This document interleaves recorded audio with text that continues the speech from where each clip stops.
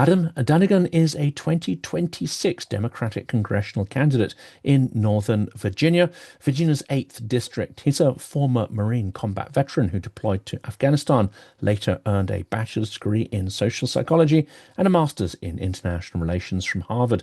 Moved to Virginia in 2014 for national security work and eventually served as a CIA case officer. He resigned, however, from the CIA to run for Congress because he believed US democracy was backsliding under Trump. And of course, that is going to form a core of our discussion today. Before we jump into this, thank you to everyone who supports the channel through the usual means. We will, of course, put a bunch of links to Adam's various profiles and his campaign website into the description of this video. So please do check that out.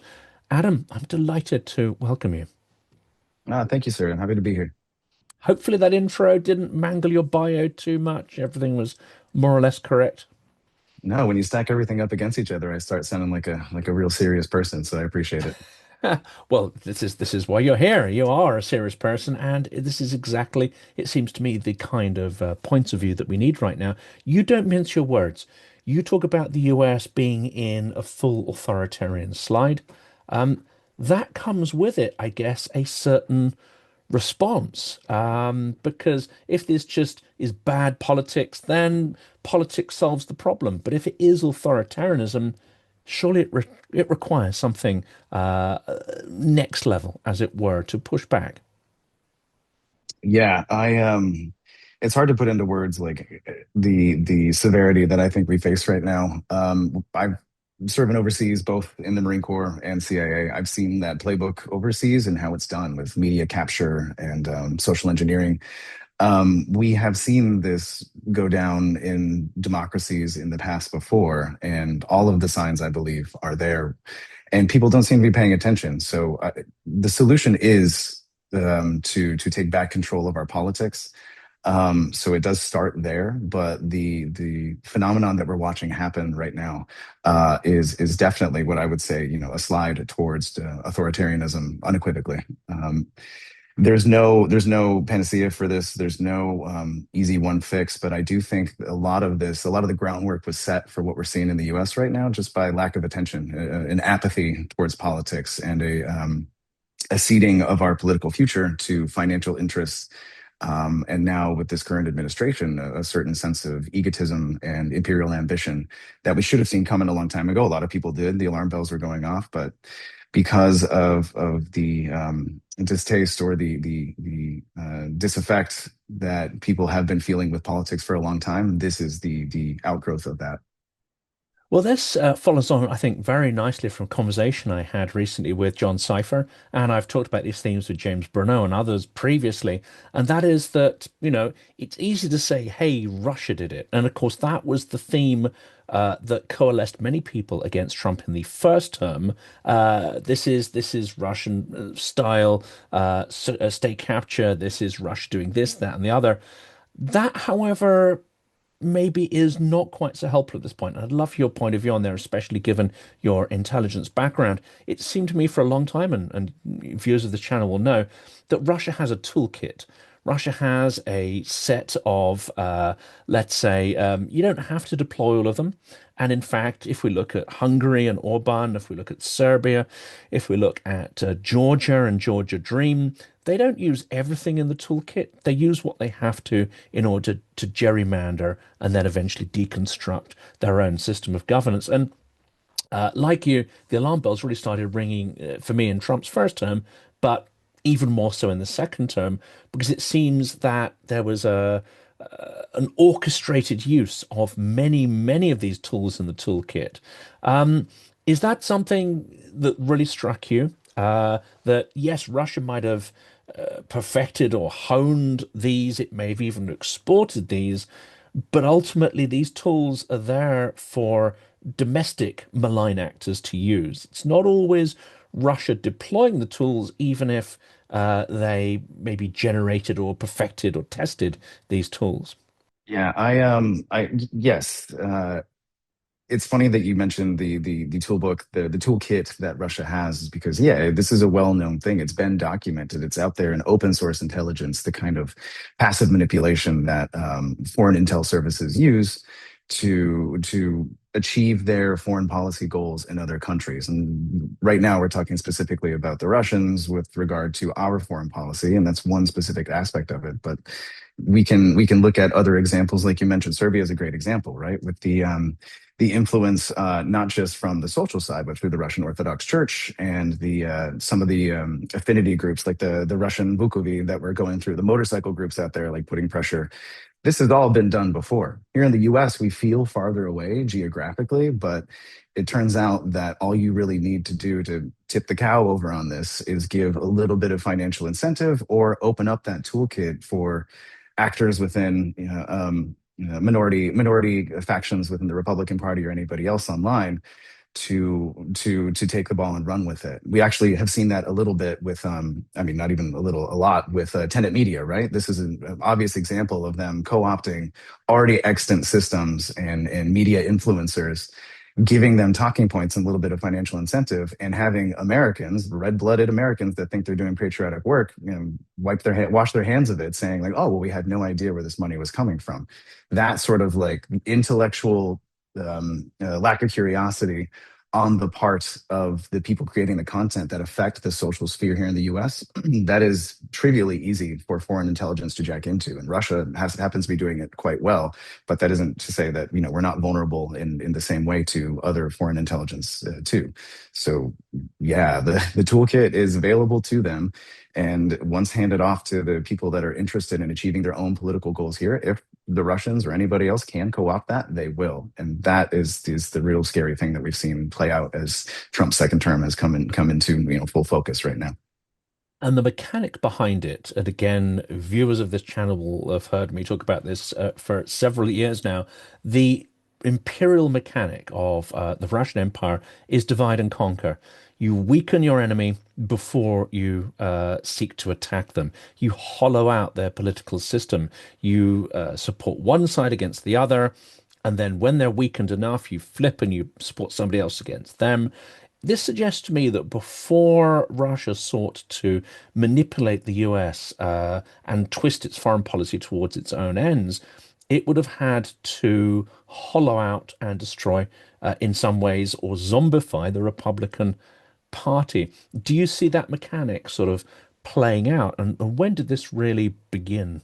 100%. Putting an exact marker on when this started, I don't know. I think you could go back, if we want to do recent history, you could go back to the Obama years with the Tea Party and a lot of the curious financial mechanisms that propped up the what definitely was an organic movement within the U.S. was co-opted in the same way. You can point to that. There's plenty of coverage on it. I would also say that the Obama administration, coming off of George W. Bush, it definitely it triggered something in the right, the political right here in the U.S.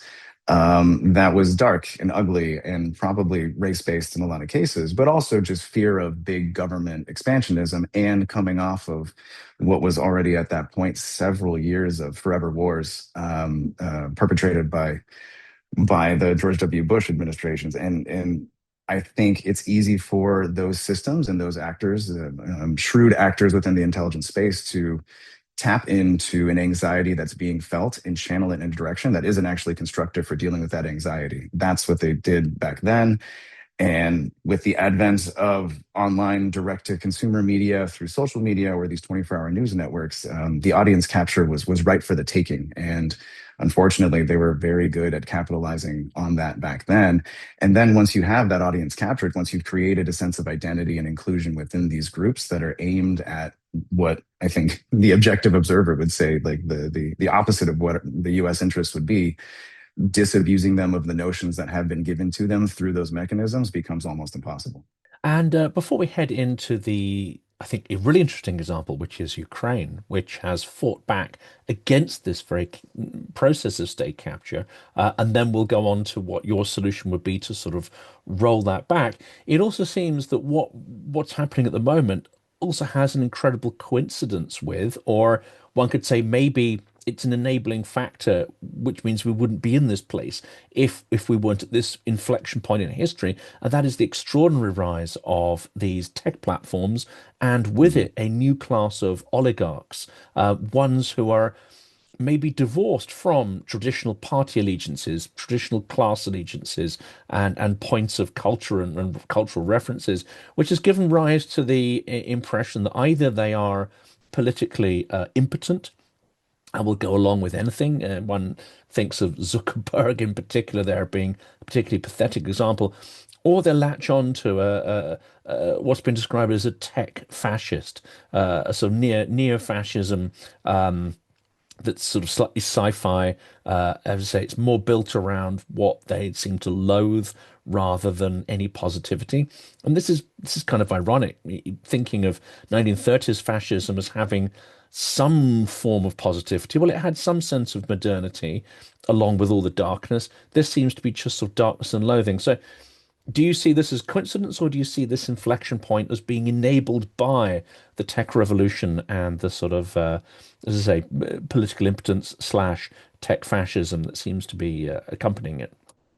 I don't think it has to be either or in that case. I think it can be a bit of both. I also think it's the result of novelty within the space. You know, these platforms popped up, and to us, it seems like a long time, but in terms of the implementation scale of major tech and like major social change, like this has happened in the blink of an eye when it comes to human psychology.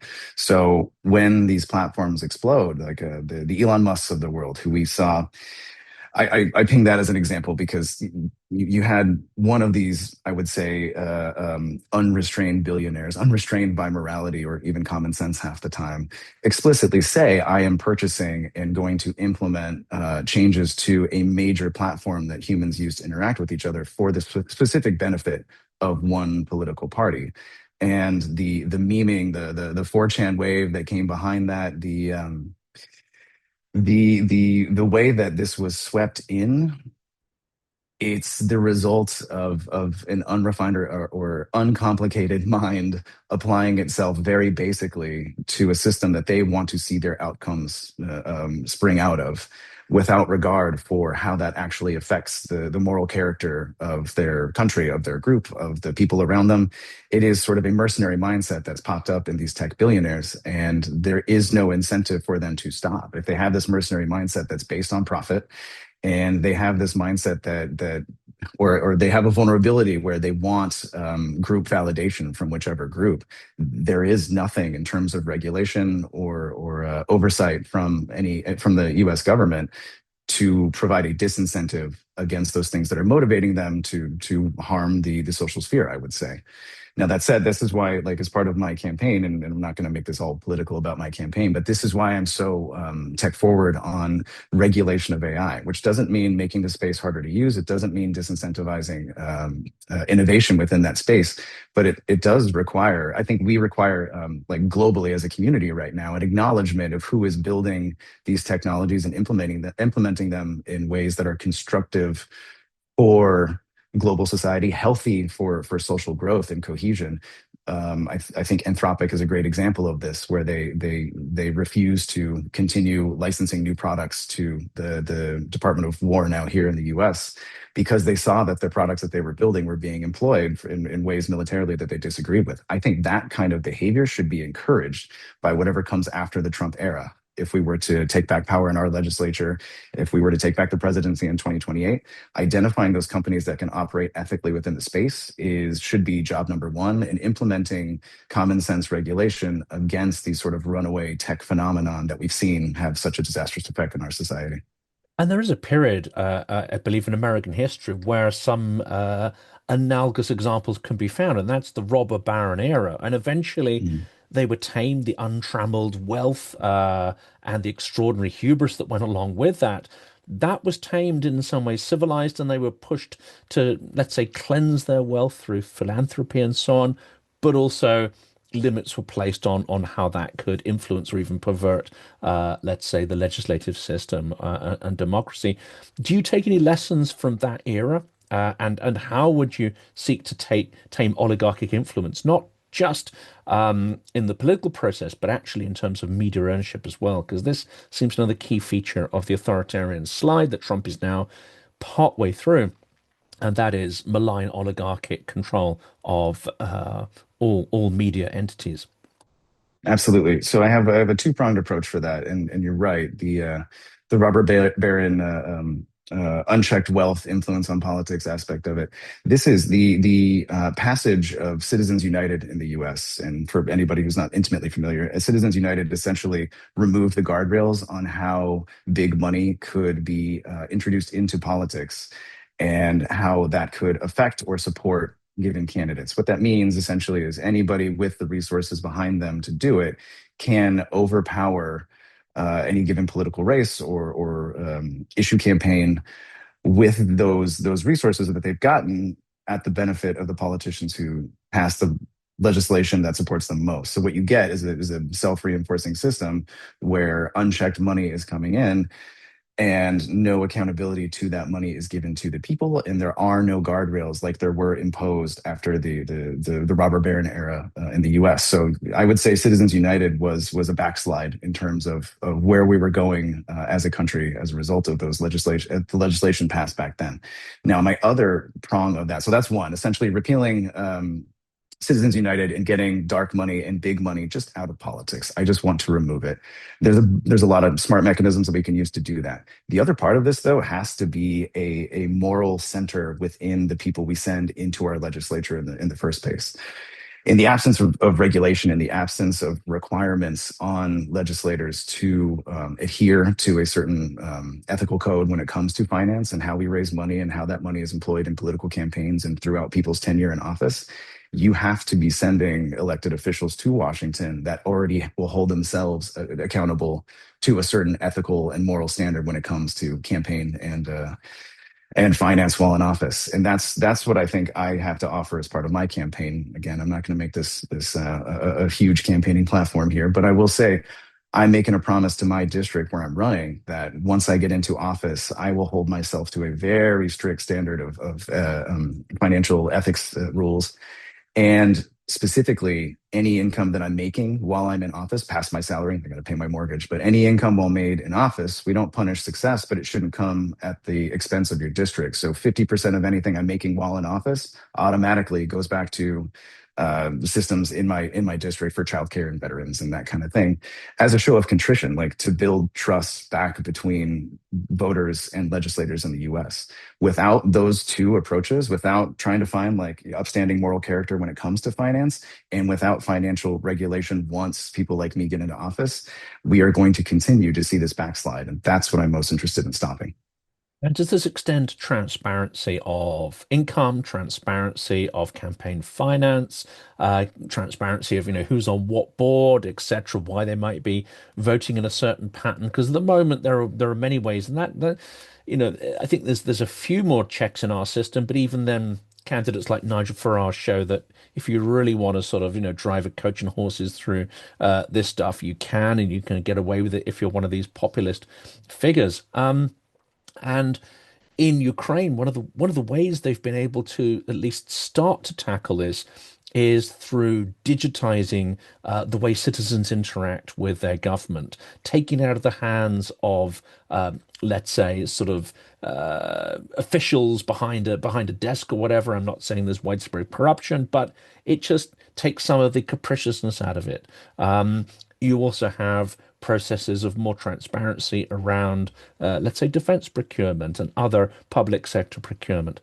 Yeah, yes, I think for all the techno fear that we can introduce because things are changing rapidly, tech also offers us the fastest way towards transparency. And I think in Ukraine, it was the Ministry of Digital Innovation, I believe it's called, right? It's a masterclass in how these technologies can offer reassurances to the public that the government is working in their interests. We have precious little of that here in the US, also not least because we have 50 different systems functioning 50 different ways at any given point. So some standardization across that, and I'm not saying federalization, but some standardization across those systems is long overdue, and those are the easy kind of nonpartisan quick wins that are still possible, even with a divided legislature or even with without collectivized control between one of the political parties. It's something that makes sense, would save the average taxpayer money, and yes, start building trust again between the electorate and the people they're sending to Washington. That's easy.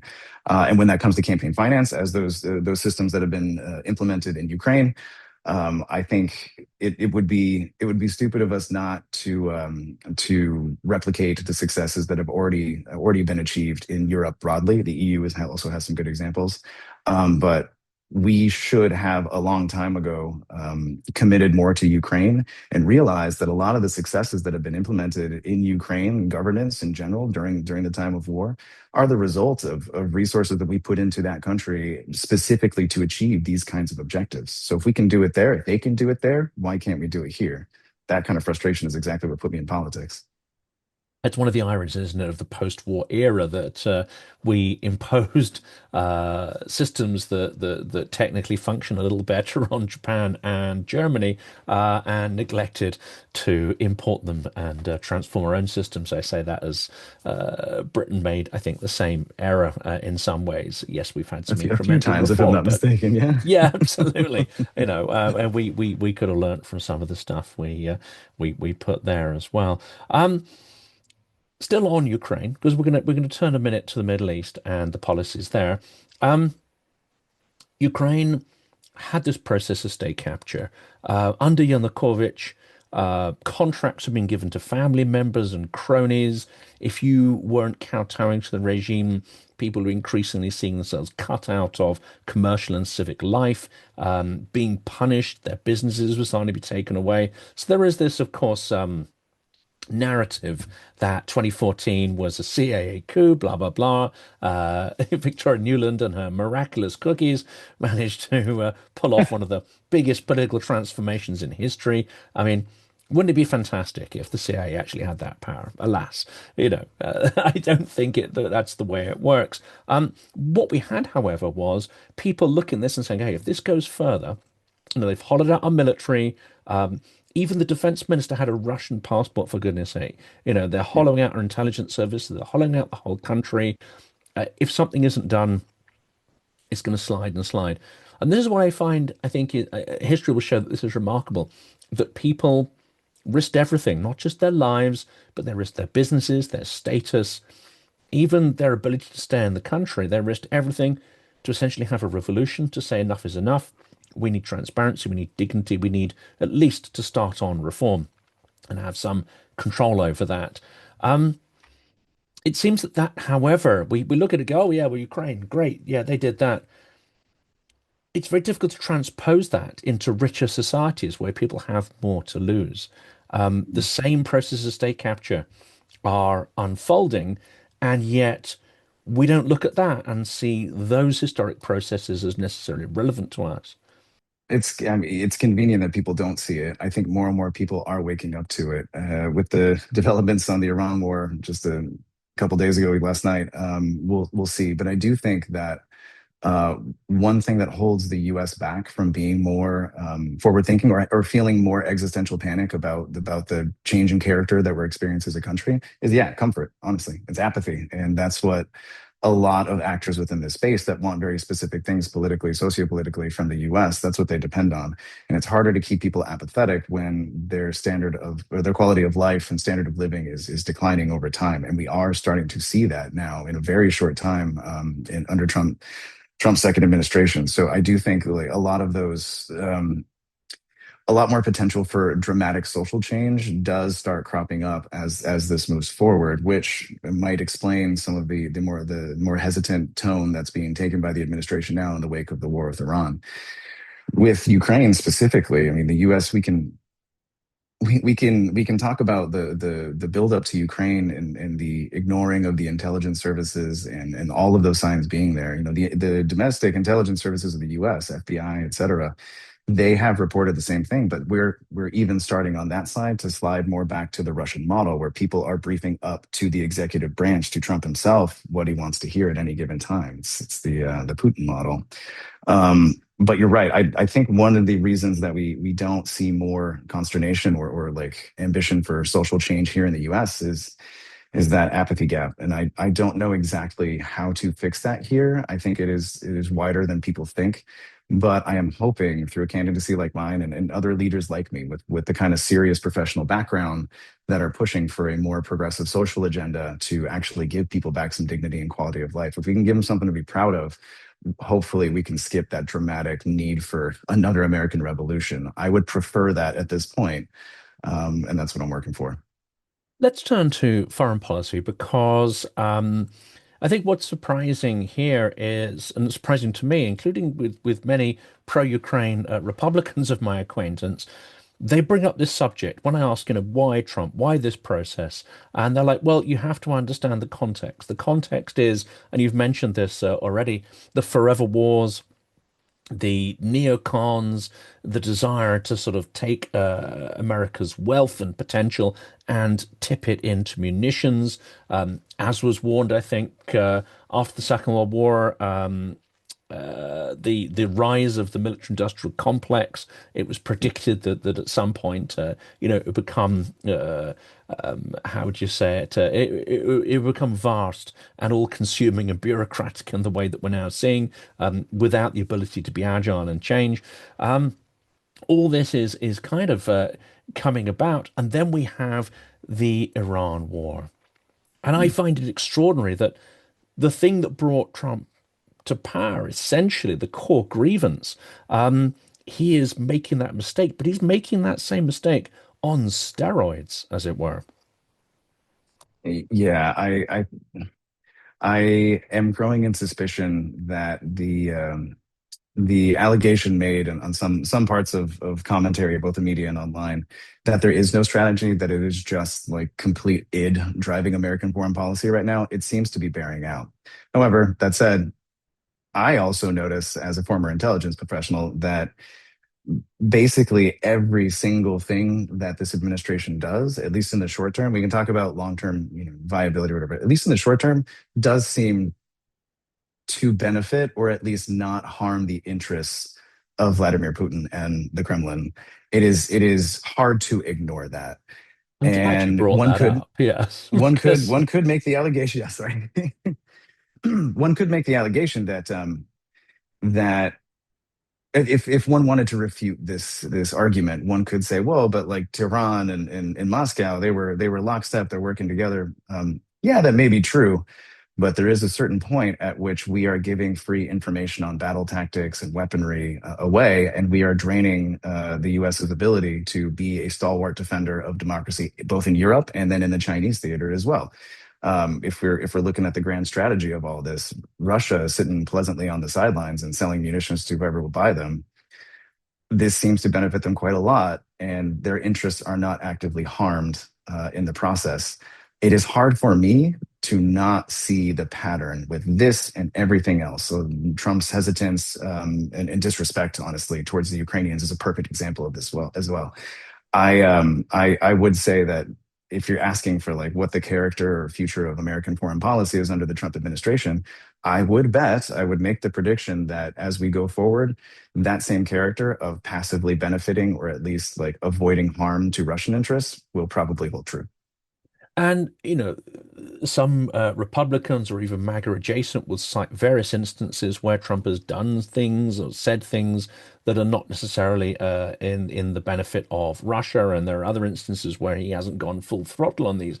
How far, however, do you think that is internal resistance within his party, internal resistance within the system, some semblance of guardrails still pertaining, that actually if none of these were in the system, he might be going even faster in alignment with Vladimir Putin's interests? I think Trump will go as fast as he is signaled by Moscow at this point. It's my opinion that Trump is subordinated for whatever reason to Vladimir Putin's interests. And the only saving grace we have, as you mentioned, is these are the internal guardrails. One example that was pointed out to me recently that I think is salient is the seizure of Russian tankers. Right, there's some of the Shadow Fleet guys that were hanging off the coast of Venezuela. Um, those seizures were not done with a positive emphasis from the US administration. I know this firsthand from talking to some friends that were involved in these things. There are certain things that are so over their skis that if the administration were to pull them back, it would be very, very obvious interference for the benefit of Russia. And there have been guardrails that held, and we were able to execute on things that made sense to do strategically and militarily. So yeah, how fast this would be happening, or how different the character of American foreign policy would be if we didn't have those guardrails in, I shudder to think. And the really frustrating part of what we're currently experiencing in this era of American history, or American governance, is we that anxiety builds every day, and we get no clarity on who the adult in the room is at any given time. I still don't know. We don't know. And I'm glad if whoever's listening to this interview right now, if you're in there and you are being that adult in the room, or you are still sticking up for, the values that we claim to represent as Americans within this administration, God bless you. But that lack of transparency and the lack of confidence that there even is an adult in the room when some of these decisions are made, that is killing us. And one of the themes that I talked about yesterday with Ken Harbour, and this goes back to this is a problem maybe wider than Trump, and this is the blob, the military-industrial complex, the huge edifice of that, and the fact that it moves slowly, the fact that procurement processes are geared to wars of the last century. Now, this isn't just something we can accuse of the sort of US domestic arms industry. Unfortunately, this seems to be endemic throughout the Western world. The inability to react to drone warfare, despite the fact that in Ukraine there's been 4 years of evidence of the impact of this. Let's say four, it's more like sort of three and a half, and really it's grown and grown in terms of threat. But also, in response to that threat, Ukraine has developed an extraordinary suite of technologies, techniques, but above all, actually an ecosystem that innovates and adapts incredibly quickly. What's your impression of that, and how difficult is it going to be to introduce reforms within the US, especially that create a far more slimmer, lower margin, far more agile, and even community-centered, society-centered weapons and defense industry? I would say, in the absence of the Ukrainian example, almost impossible, because the systems that were created during the Cold War in this blobby type military and industrial complex, it's not only self-creating at a certain point, but it's also incentivized by the financial structures that go into electing and keeping legislators in power that govern contract assignments and force projection and how the military functions abroad. This all factors. I would say, though, that now that we do have the Ukrainian example as something we can refer to, it can go a lot faster, but it still requires us breaking up the financial connections, the deep backroom money and power networks that exist between Washington and a lot of major companies that are providing munitions. The idea that Ukraine as an entity can create this ecosystem, as you said, on their own in a time of war during an existential threat to their country in such a coherent and methodical and systematic way shows me a positive example that it is possible, and we have something to build off of and replicate if we want to bring it back. The advent of drone warfare as it currently stands is the best data point that we can point our systems at and say the era of large scale, I don't know, like tank acquisitions or new platforms, like if we're looking to win the wars of tomorrow, we do have to adapt. And maybe if there's one good thing that can be taken out of this mess with Iran is the is the lessons learned we'll come back with about like which systems were useful, which weren't, and how the resources that we currently pour into the military in the U.S. can be redirected to bolster not only our readiness for future conflicts, but reimagined within the context of the kind of new society that we want to step forward into out of this really dark era of the military industrial and the Trump power structures. And this lesson, it seems, is only going to get sharper because Trump seems to have wedged himself into a situation where to retreat would be an overt humiliation. and it wouldn't necessarily stop Iran from lashing out. But in order to stabilize the Strait of Hormuz, for instance, in order to have anything that could be technically counted as a win from this, is going to require a huge and highly risky commitment of, say, troops on the ground. What's your assessment of where we're at, both militarily and politically? Yesterday, I would have told you I would have bet more than likely that we were going to put at least Marines on the beach on Carg Island. But given the recent tenor that was struck online by the administration saying that we are in talks to de-escalate and they are surrendering to us, I mean, the victory that Trump needs at any given time, I think just because the man's a mental child, what he needs is to be able to claim a victory. So this might be his moment, his George W. moment with mission accomplished on the banner behind him on the aircraft carrier, right? He might be out there declaring victory, not realizing that we're about to overcommit and put boots down. But I would say, just based on how I know this administration and examples from his first, if he's coming out and saying we already won, he himself is saying it now, and we're going to start pulling back, as he said online. If that holds true for the next 48, 72 hours, I'll be very encouraged because that's about his attention span, and he'll probably find something else to get distracted with. I don't know if that's good policy, geopolitically, strategically, because the mess has been made, and that strait isn't opening up in any meaningful way to American interests anytime soon, if that's the case. So the disruptions that we see to global oil markets or to defense or to our alliances with Gulf states and Europe, like the damage that we've done over the course of the last month or so, it cannot be understated and isn't going away tomorrow night, no matter what the president tweets. So boots on the ground. If those 7,000, 6,800 Marines and those three MEUs that are floating towards the Persian Gulf right now, if they keep going, unless they turn around, I still consider it pretty likely that escalation is possible, bordering on likely. But if they turn those troops around right now, that would be your biggest indication that we are probably looking at a de-escalatory cycle starting. That I would take a lot of encouragement from that, but I do worry about the implications for policy going forward. That's it. And then you have two, I would say, sort of desperate authoritarians, not even talking about Trump at this point. Yeah, that would make three. But you have Vladimir Putin, who increasingly seems to be paranoid, repressive, making decisions that actually start to really hit that group of his own population who he's tried to shield from the war. That is Muscovites and people in St. Petersburg. The internet's down. Their luxury lifestyles, such as they were, are becoming untenable. So you've got one desperate, paranoid authoritarian.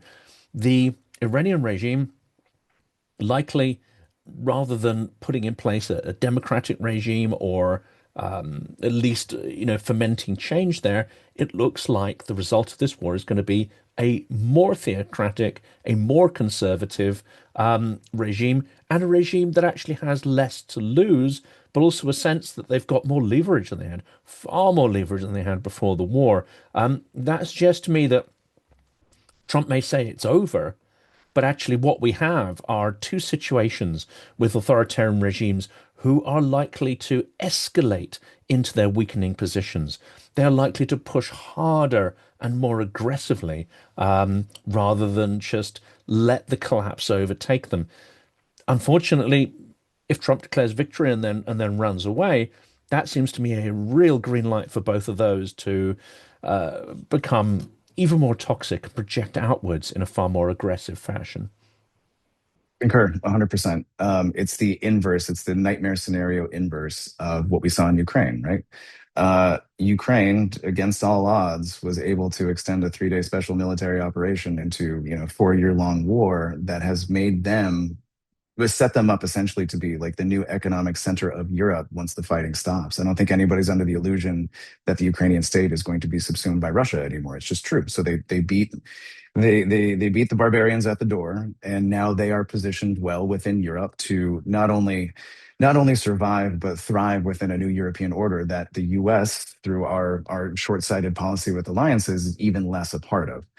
Now, the Iranians are looking at the same thing, where they stood up to US military aggression. The David beat the Goliath. If we want to run away right now, and that's only going to encourage the tone and tenor of that of their relationship in the region with us, with everybody else globally, it's going to encourage that kind of bravado and confidence. And the any regime modification that we've done by taking out the old leadership structure has paved the way to put even more radical, even more intense, and now even more anti-American leaders in place. It's just true. And with Putin getting up there in years in Russia, I do think that like a more desperate or chaotic policy footing from Russia can be expected. It's not that they were super coherent before, but it's not going to get better over time if he stays in executive control. And with a more willing partner to play more jazz on how they can work together against the interests of Europe and the US, yeah, that keeps me up at night. Let's turn in the last segment to the third authoritarian in this story. That is Trump, an aspiring authoritarian, someone who has or is seeking to gerrymander the electoral system. This war, whether it continues and escalates or whether he runs away from it, is not necessarily going to cement his popularity in any way. In fact, it's likely to reduce it even amongst his core base. Does that suggest to you, at least, that all his attempts to gerrymander the system are not going to be sufficient enough? Because he seems to have fomented such a degree of unpopularity that it seems to be nothing short of cancelling the election now is going to save him from what's coming. Yeah, I don't know. My gut on this is that we do stand a chance. So I say we, like the U.S. in general, we stand a chance of taking back the having a meaningful majority in our legislature that can put a speed brake on the excess of this administration. I think most center right Republicans and even some of the MAGA crowd that were really behind Trump and Trump won and into his second campaign, I think even they are pretty horrified by what's going on. And those internal controls, or at least internal social opposition to any major move like canceling the election, I don't think that's possible at this point. I think there's too much momentum behind it. That isn't to say they could try. That isn't to say that there couldn't be some iterative outgrowth of that January 6th mindset in the US. It's possible. I just don't see it. Again, one, because the number of people you would need to effectively carry out something like that in a system built of 50 disparate states with hundreds of millions of people, it just becomes unwieldy, and they ain't exactly planners. I don't think there's a big impulse towards preparation and execution on this on the part of the administration, even if they did want to plan and execute a coup of the American government. I just don't think they have it there. And I guess maybe I believe in the American people more than that. I want to anyway. So I am cautiously optimistic, and I do think what's coming is going to be a wave of new legislatures. Sorry, what I do think is coming is going to be a wave of new legislators, just like me, who think like me, and who have been so horrified, wherever we fall on the political spectrum, who have been so horrified by what this government has gotten up to, that we are ready to step forward into that new future that I mentioned before, both morally, financially, and strategically on the world stage. Because that suggested to me that actually the problem is going to transmute, but not necessarily go away, because there are still people like J.D. Vance, Stephen Miller. There are still threats out there. Still Steve Bannon fomenting Mhm. his particular brand of chaos behind the scenes and trying to seed that out to Europe as well. We know from the national security policy. So this doesn't sort of go away. It strikes me you have to sort of redouble your efforts. But if we think back to that sigh of relief when Biden was giving the address after winning the election. And on the one hand, there was a sense that, right, we're back to normal. On the other hand, I remember having a sense that this speech, this setup, feels slightly hubristic. It feels slightly detached from the time we're in. And indeed, there was very little, and I'm going to be sort of frank here, and you can push back on this. There seemed to be very little effort to really start to engineer the system so that it could not be corrupted. There was little focus on, root and branch reform of democratic process, like large money, investment in political process, the general corruption, gerrymandering. It was like we're back to normal and everything's lovely in the garden. That almost is an enabling factor of what we see here. So how would you, first of all, you can tell me I'm completely wrong there, but secondly, when the next Democratic president stands on that podium, what do you want to see in terms of this root and branch reform to try to inoculate the republic against future authoritarian slide? Oh, man, hit me with the easy question at the end here. I think when you say that this enabled what we're seeing right now in Trump too, I wouldn't say that that mentality. First of all, you're 100% right. I will not argue any of those points because it's just true. Democrats, the problem with Democrats is we hesitate. We do not commit in moments of moral clarity. And there was a moment of moral clarity coming out of Trump's first term where we could have pushed forward the kind of common sense legislation and regulation of the political space that was enabled by even the excesses of Trump's first term. So we just didn't do it because when you say that it was an enabling factor in right now, I would disagree with that. I would say it's not an enabling factor. It's the source of what we're seeing right now. Trump is a symptom. He's not the curse. The rot that goes deeper in the American political system are these deep financial networks that have so rooted themselves that whichever way the wind blows, they're going to make their profit margins on the back end. And I will I will mince no words about the disdain that I have for the larger Democratic Party and the way that they disincentivize candidates like me that are coming out and trying to introduce the kind of reform that the American people want. It's not Democrats, it's not Republicans. Everybody wants a government back that functions in their interests, isn't nakedly corrupt, and can promise them tomorrow that's slightly better than today. That's not a left-right paradigm issue. It's what we want as a people, but the only people who don't want that are the ones that benefit within the political system, and they never left. So that when Biden came back to power, and you sensed like a little bit a lack of enthusiasm for the kind of reforms that might actually make sustainable change in this country. Yeah, we all know it. I've been screaming it in my campaign. Other candidates over the years have been screaming it too.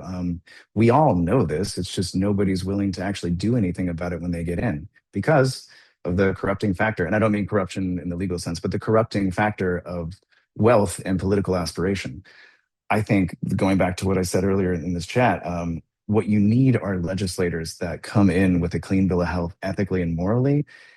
And paradoxically, what you need is legislators that are coming in that don't actually want to be legislators. They see this as a service and they see it as a period of sacrifice rather than a political opportunity. That's what I'm trying to offer the people here where I'm running. And I think if you can get a roster of people that think like that, you do have a shot at implementing some of these regulations, putting some momentum behind, regaining the ground morally that we lost under the Trump administrations.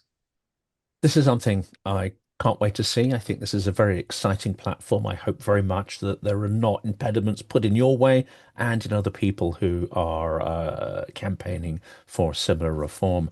Adam, it's been a huge pleasure having you on the podcast today. I know we've covered a lot of themes, but I tend to think actually they all do relate back to each other.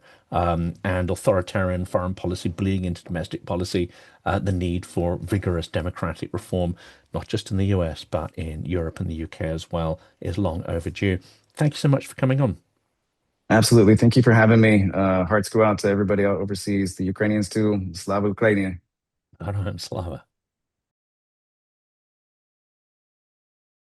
Thank you for watching this video. Your support is massively appreciated. Here's just a quick notice at the end of it. Please do stick with this because here are two important messages. Firstly, there are links in the description of this, and I really want to share with you the work of Stephen Moore and his team, founder of Ukraine Freedom Project. He's a former congressional Republican chief of staff, and he's been in Ukraine now for most of the full-scale war. In fact, he was there on day 5 of the war, and he's produced an extraordinary film, A Faith Under Siege, that documents Russian atrocities against Ukrainian Christians. If you haven't seen that, if you haven't even seen the teaser, I strongly recommend you look at that, and of course look at the wider work that his team does to evangelize the importance of Ukraine as a topic, especially and crucially now amongst congressional Republicans. Khartiia is a Ukrainian corps operating around Kupiansk, which is a critical area of the front. Now, this campaign won't be for everybody. It is a kinetic campaign in that we are crowdsourcing here for funds to buy vampire drones, 15 in fact. Five of those have already been achieved in this campaign, but we are looking to scale this up to get the full amount of $40,000 US. That's going to Jigger's Paw that are handling this. This is an incredibly important campaign. There are many creators who are taking part in this. My view is that it's not enough at this point just to help Ukraine to survive. It's not enough just to invest in humanitarian causes. Not everyone's going to be comfortable with this, but they have to remove the invaders from their lands. To do that, they need the skills, the munitions, the weaponry to achieve that. This is where these vampire drones come in. So please, this isn't a full polished promo. I'm still working on that, but the campaign launches today. Please do check it out and, of course, help in any way that you can.